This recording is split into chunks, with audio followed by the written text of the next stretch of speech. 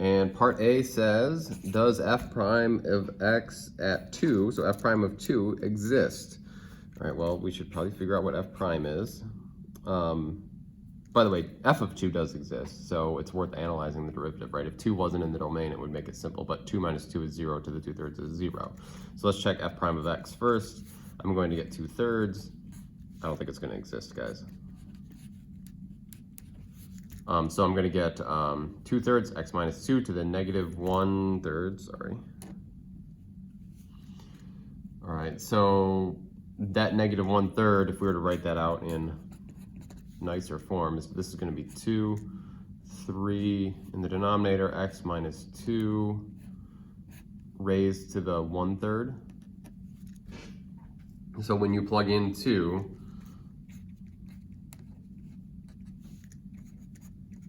you're going to get 2 minus 2 in the denominator, which is 2 over 0. So yeah, that doesn't exist. So.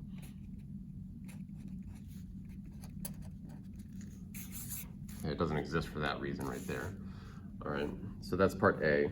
B, show that the only local extreme value of f occurs at x equals 2. So to show that, the easiest way is to just use a sign chart and put 2 on it. By the way, there's no place where this is 0, so the only critical point is 2, because that's the only place that the derivative equals, does not exist. It never equals 0. If you set this equal to 0 and solve, set that equal to 0 and solve, you'll get like 0 equals 2, which is nonsensical, so therefore there is no place where the derivative is 0. So anyway, so we want to show the local extreme values of f occur at 2. The only one is at 2. So we use, we'll check a point to the left of 2, so we'll check 0. So real quick, we'll put f prime of 0. F prime of 0 is going to be, I don't want to do it, the cubed root of 2 over 3 cubed root of negative 2. I think that's going to be negative, isn't it?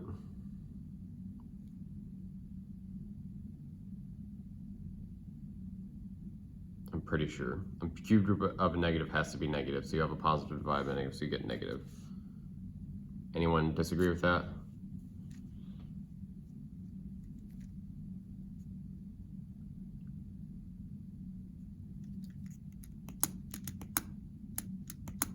What you said makes sense. Okay. But I don't know 100%. Yeah. No, I think it makes sense too. Okay, so enough sense that I'm going to roll with it. Let's check a point to the right. So let's check 3, and so we're going to get a positive number here because we'll get 2 over 3 times the cubed root of 1. 3 minus 2 is 1. So that's positive, so we've got positive there. So because f prime is negative here and positive there, we must have a minimum at 2. So this is a good enough justification. If you wanted to go AP level, then you'd have to write that f prime is less than 0 when x is less than 2. F prime is greater than 0 when x is greater than 2. Therefore, there's a minimum at x equals 2. X equals 2 is an extrema. Right. Sorry, I got sort of lazy in writing that out. So part C, does the result in B contradict the extreme value theorem? God, I hope not. I don't think so. The extreme value theorem says, let's just be careful and get the assumptions right. It says, if f is continuous on a closed interval from A to B, then f has both a maximum value and a minimum value on the interval. So there is only a minimum value, but the extreme value theorem says, if it's continuous on a closed interval. We're not analyzing on a closed interval. We're analyzing over the domain of the function. It does not, so therefore the extreme value theorem doesn't apply explicitly here because the premises are not satisfied. So if f is continuous on a closed interval, well, it's not. We're not even looking at a closed interval. We're looking at at the entire domain of this function. So, which I think is all real numbers. So, yeah, so there's no worries on that one. The extreme value theorem does not apply here, so it does not contradict it.